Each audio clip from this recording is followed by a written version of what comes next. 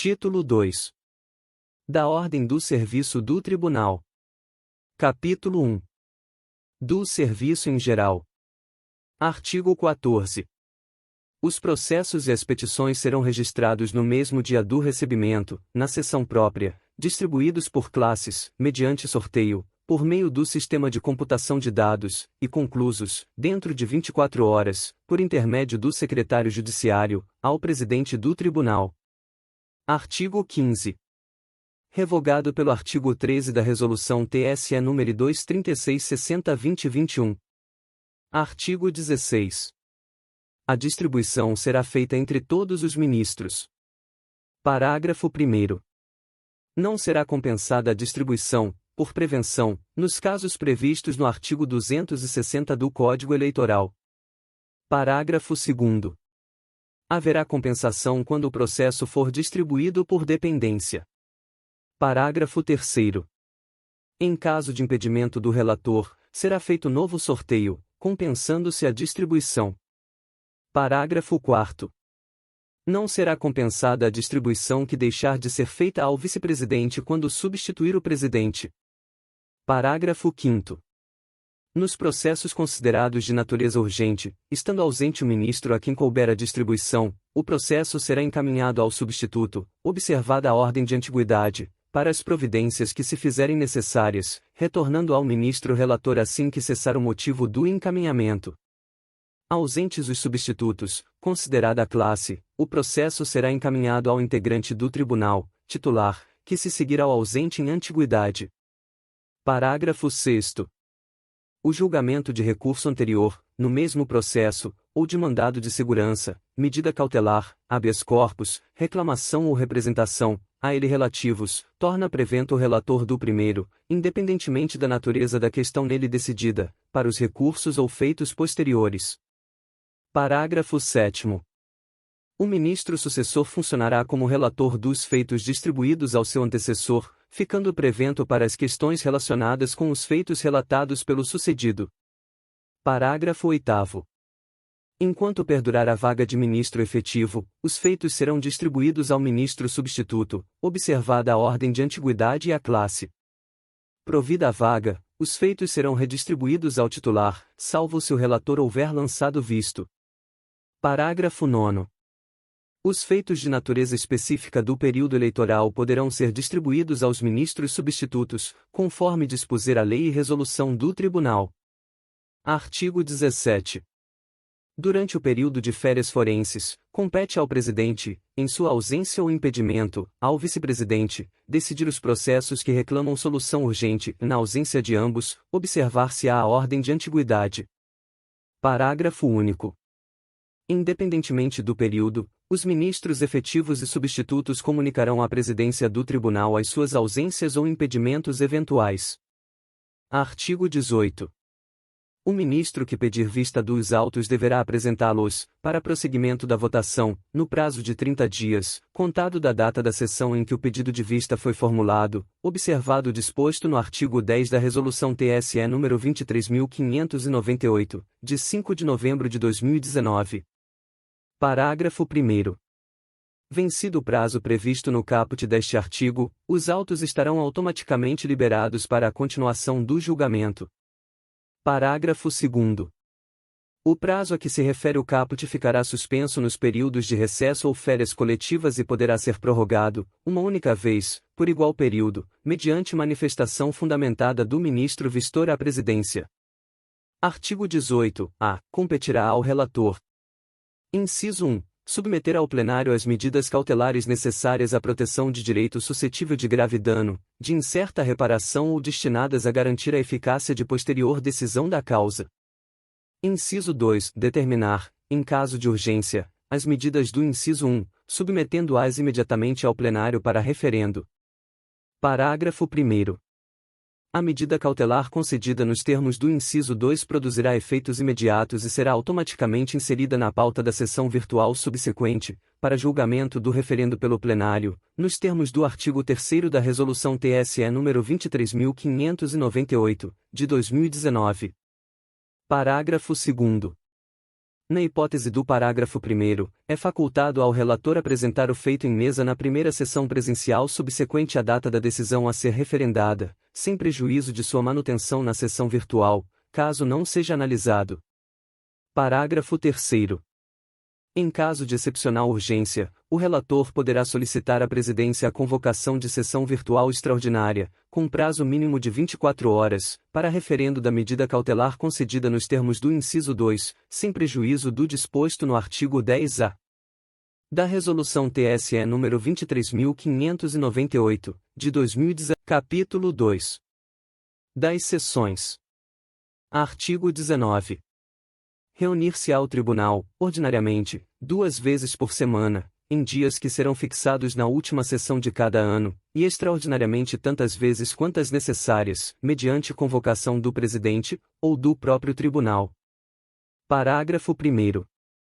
As sessões serão públicas e durarão o tempo necessário para se tratar dos assuntos que, exceto em casos de urgência, a juízo do Presidente, forem anunciados com a antecipação de 24 horas.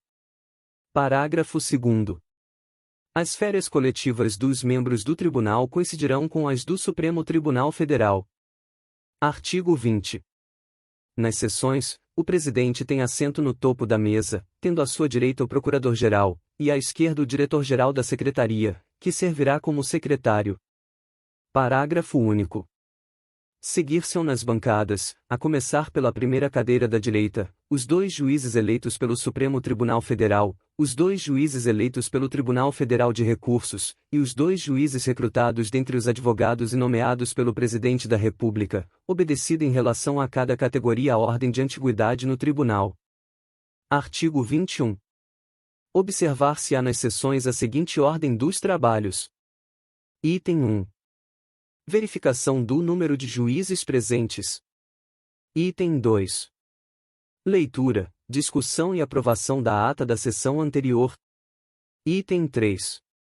Leitura do expediente. Item 4. Discussão e decisão dos feitos em pauta.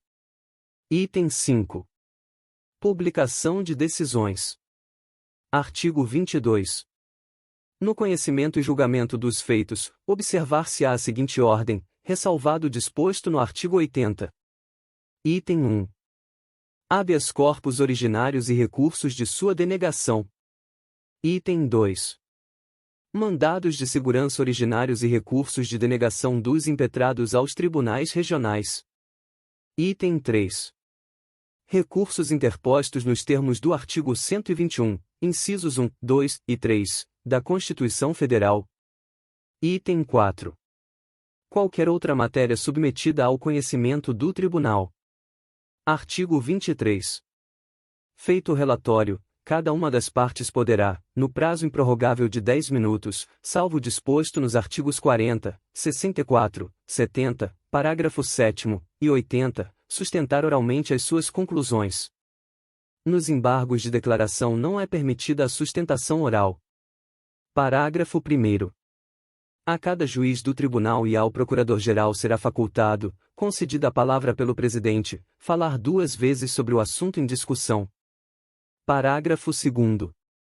Em nome dos partidos políticos, como recorrentes ou recorridos, somente poderão usar da palavra, independentemente de mandato especial, os respectivos delegados credenciados perante o tribunal, até o número de 5, em caráter permanente. Artigo 24. Encerrada a discussão, o presidente tomará os votos, em primeiro lugar do relator e, a seguir, dos demais membros do tribunal, na ordem da precedência regimental, a partir do relator, votando em último lugar em todas as matérias. Artigo 25. As decisões serão tomadas por maioria de votos e redigidas pelo relator, salvo se for vencido, caso em que o presidente designará, para lavrá-las, um dos juízes cujo voto tiver sido vencedor, conterão uma síntese das questões debatidas e decididas, e serão apresentadas, o mais tardar, dentro em 5 dias. Parágrafo 1º. Os acórdãos e as resoluções de caráter administrativo e contencioso administrativo serão assinados pelo relator ou pelo ministro efetivo ou substituto a quem couber a sua lavratura, registrando-se o nome do presidente da sessão. As resoluções normativas serão assinadas por todos os ministros que participaram da sessão de julgamento. Parágrafo 2º. Não estando em exercício o relator, a decisão será lavrada pelo primeiro juiz vencedor, ou, no seu impedimento, por outro designado pelo presidente. Parágrafo 3º. Os feitos serão numerados, e as decisões serão lavradas sob o título de acórdão, reservando-se o termo resolução àquelas decisões decorrentes do poder regulamentar do tribunal e nas hipóteses em que o plenário assim o determinar, por proposta do relator. Parágrafo 4º. As deliberações do tribunal, em casos determinados, que não tenham caráter normativo, constarão da respectiva ata da sessão, sendo cumpridas mediante comunicação aos tribunais regionais e aos interessados, se for o caso. Ao presidente cumpre baixar ato disciplinando as matérias que não serão objeto de resolução. Parágrafo 5º. O relator poderá decidir monocraticamente os seguintes feitos administrativos a ele submetidos. Inciso 1. Revogado pelo artigo 13 da Resolução TSE nº 236/60/2021. Inciso 2. Petição de alteração do programa partidário, com informação da unidade técnica responsável. Inciso 3. Petição com solicitação de afastamento do juiz eleitoral do exercício do cargo efetivo da Justiça Comum com informação do diretor-geral sobre o preenchimento dos requisitos legais. Inciso 4. Processo administrativo de requisição de servidor, com informação da Secretaria de Gestão de Pessoas sobre o preenchimento dos requisitos legais, confirmada pelo diretor-geral. Inciso 5. Processo administrativo que trate de transferência de jurisdição eleitoral, com informação da Corregedoria Geral Eleitoral, confirmada pelo diretor-geral. Inciso 6. Consulta, com informação da Assessoria Consultiva, ASEC, quando a consulta for formulada por parte legítima ou versar sobre caso concreto. Inciso 7. Revisão de eleitorado com informação da Corregedoria Geral Eleitoral favorável à realização da revisão, confirmada pelo diretor-geral. Artigo 26. Salvo os recursos para o Supremo Tribunal Federal, o acórdão só poderá ser atacado por embargos de declaração oferecidos nas 48 horas seguintes à publicação e somente quando houver omissão, obscuridade ou contradição nos seus termos ou quando não corresponder à decisão. Parágrafo 1º. Os embargos serão opostos em petição fundamentada dirigida ao relator, que os apresentará em mesa na primeira sessão. Parágrafo 2º. O prazo para os recursos para o Supremo Tribunal e embargos de declaração contar-se-á da data da publicação das conclusões da decisão no Diário da Justiça. Artigo 27. A execução de qualquer acórdão só poderá ser feita após o seu trânsito em julgado. Parágrafo único. Publicado o acórdão, em casos excepcionais, a critério do presidente, será dado imediato conhecimento da respectiva decisão, por via telegráfica, ao presidente do Tribunal Regional. Artigo 28. As atas das sessões, nas quais se resumirá com clareza tudo quanto nelas houver ocorrido, serão datilografadas em folhas soltas para sua encadernação oportuna e, após assinadas pelo presidente, serão publicadas no Diário da Justiça.